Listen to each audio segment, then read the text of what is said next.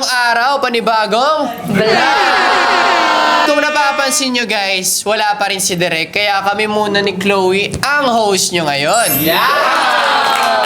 At good thing guys, bati namin! Yan, syempre tama ka dyan. At may gusto lang ako isang sabihin. Ano yan, ano yan? Na-miss kita, Jake. Huwag na natin patagalin yan. I-start na natin yung challenge. Yeah! Siyempre, magsisimula tayo. Walang iba kundi sa Hayla! Na si Hailey, Ella, kasama si Kenneth! Okay, ngayon guys, kasama ko na ulit si Hailey at si Kenneth. Ngayon, part 2 na ng debate challenge! Ready na ba ulit kayong dalawa magdebate? Ready na! Kenneth, bago tayo magsimula, huwag mo kinaangasan sa debate mo, ha? Alam mo, Hailey, wala akong ginagawa sa'yo, ha? Sadyang pikong ka lang.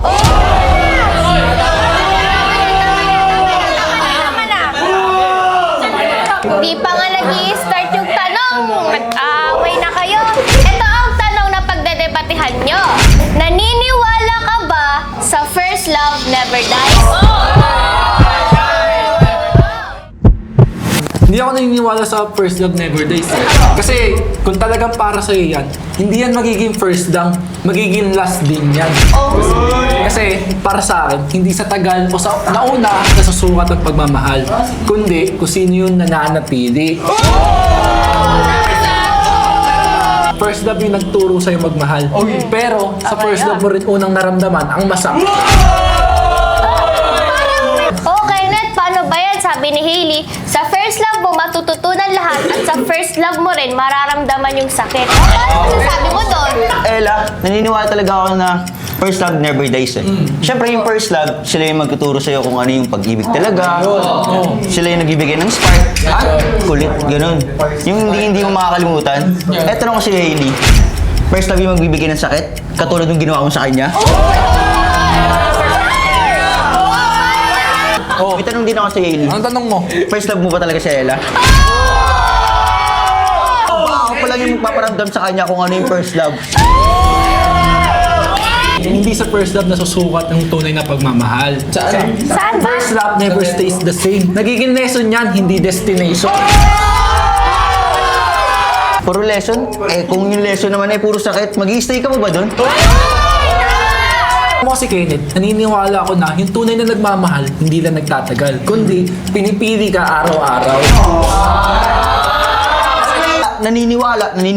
Eh, ba't di ka maniwala kay Ella na ako yung gusto niya?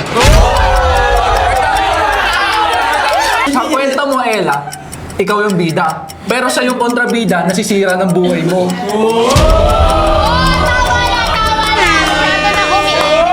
Kanina pa kayong dalawa. Tama na. Grabe yun! Unang round pa lang, talagang bakbakan eh! No? Huwag kayo masyado mainit, mga kapatid, ha? Ano lang to? Challenge lang natin to. Debate lang to.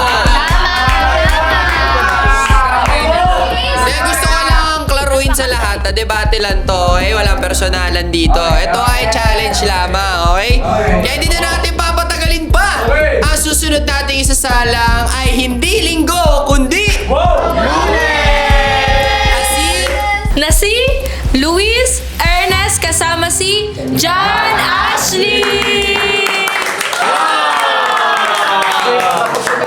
Okay guys, ngayon kasama ko na si Ernest at si John Ashley. Ayun o! Umpisahan na natin ang debate nila. Naniniwala ka ba sa first love never dies?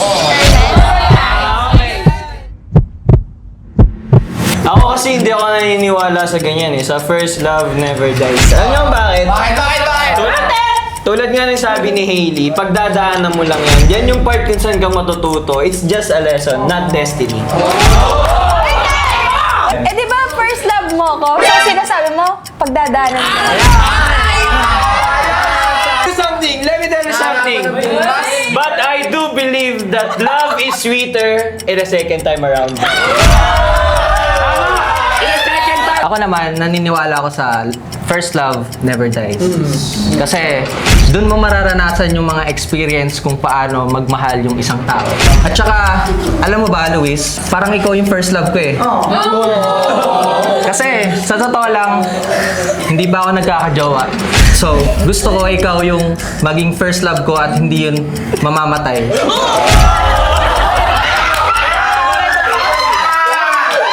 Okay, sige, sabihin natin hindi mo hahayaan. Paano kung labanan ko, di ba? Siyempre lalaban ako, hindi ako papayag na basta-basta mawawala. Eh di dapat, nung una pa lang, ginawa mo na yan nung kayo pa. Ginawa ko nung kami pa. Eh, ginawa ko naman talaga eh. Tanong mo siya. Ano sabi mo? Pinaglaban mo ako? Eh bakit ka totoong pinaglaban mo ako? Bakit tayo nawala?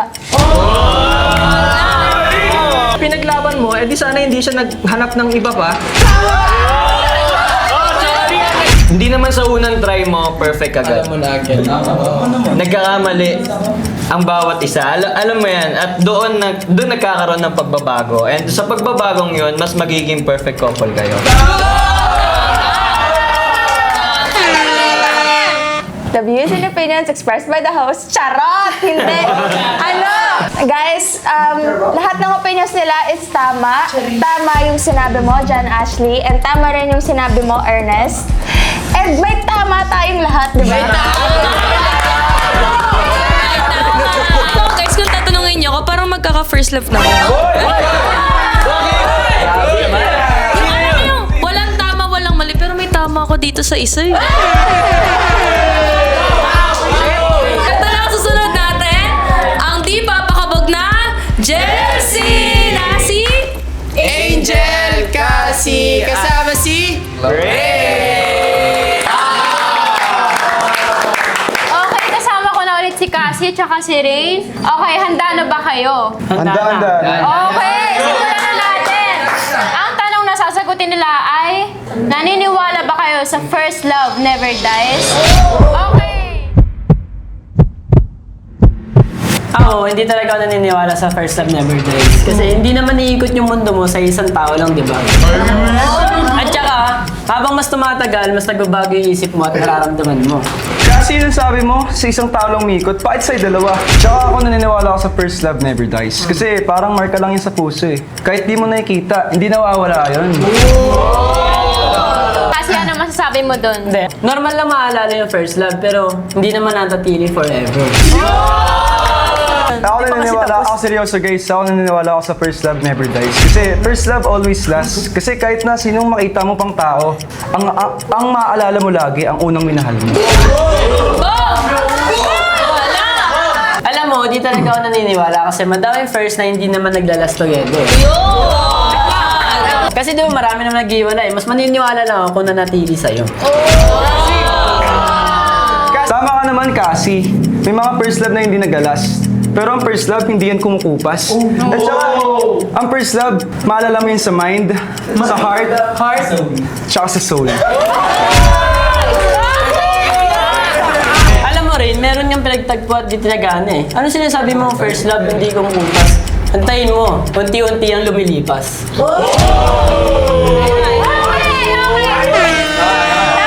Dito na nagtatapos ang debate nila Rain at Cassie. Tinawag silang di papakabog na Jelsie kasi kitang-kita natin si Cassie talagang hindi siya nagpapakabog. Talaga. At ang susunod natin isasalang walang iba kundi ang bigating Brianna. Na si Brion, Yana at kasama si Jayden. Okay guys, kasama ko na si Brion at saka si Jayden. Yan? Ready na ba kayong dalawa? Ready na. Okay.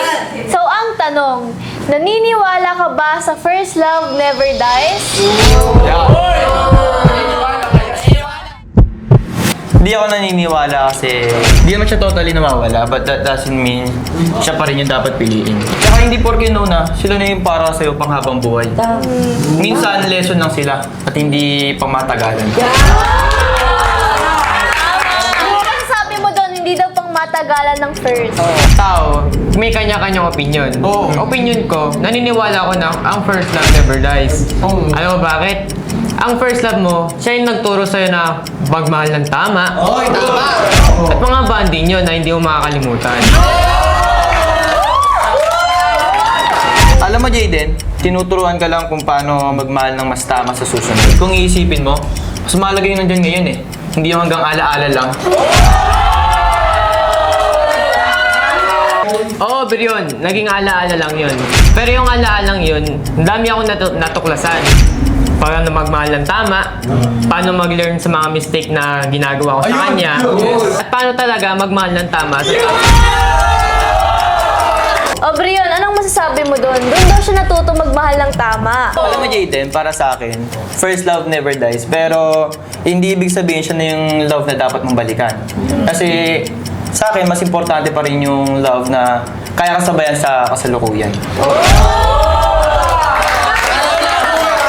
Alam mo yung first love never dies na yan? Hindi ako naniniwala dyan dahil dadaan lang yan.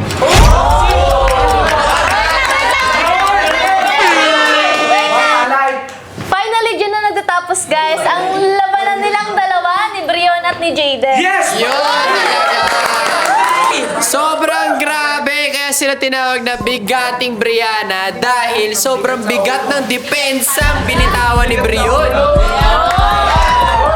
Pero syempre, hindi naman magpapatalo si Jayden kasi ginamitan niya ng napakalupit na opensa. Pinakita niya, sobrang tagal na, di na natin papatagalin pa. Ang susunod nating isasalang ay walang iba, kundi ang pangmalakasang Na si Miles, si Mitch at kasama si Justin!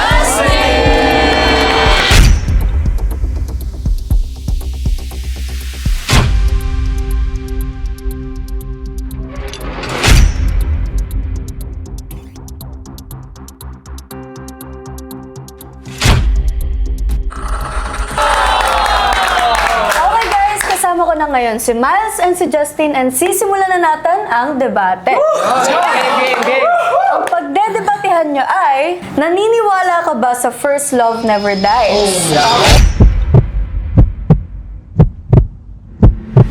Siyempre ako, I really believe that first love really dies. Kasi siyempre, since it's your first love, dun mangyayari lahat ng trial and error.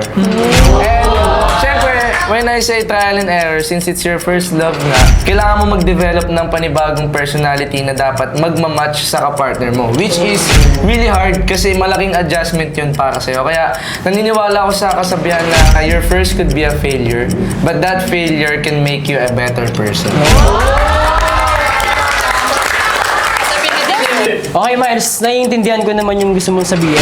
Pero ito lang yun para mas magets mo. Kahit maganda or pangit yung naging result ng first love mo, kahit anong gawin mo, lahat na nangyari sa inyo, efforts, memories, or kahit ano pa yan, is kasama na yan sa part na yan ng life mo. Talagang nakatatak yun sa pagkatao nyo at hindi siya pwedeng sabihin na patay na siya. Well, it depends kasi sa relationship na mararanasan mo sa first love mo. Kasi when we say first love, andyan yung stage na lahat matututunan nyo. Madali lang intindihin mo kagad yung isang tao. Kasi it's your first love, wala kang experience. Tsaka masasabi ko sa'yo, Tin, ang number ay hindi nagtatapos sa 1, it's infinite. Kaya hindi yan laging nasa 1. Hindi yan laging nasa 1. Ano namang rebat mo doon? Miles, that's the point. Nagigets ko yun. Pero isipin mo, hindi ka magkakaroon ng lesson or hindi ka matututo kung hindi dahil sa first love mo. So basically, dahil dun, natuto ka. Talagang natuto ka lang because of your first love.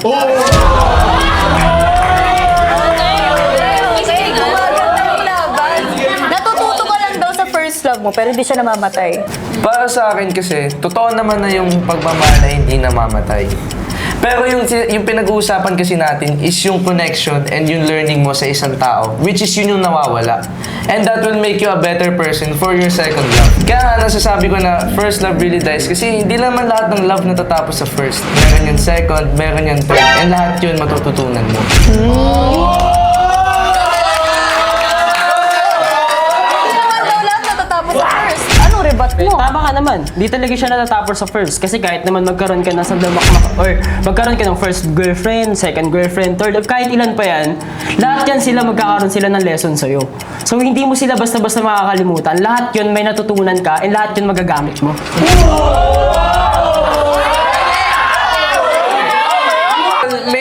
the connections and yung experiences, mag-remain pa rin siya sa puso mo. Pero still, may salitang move on eh.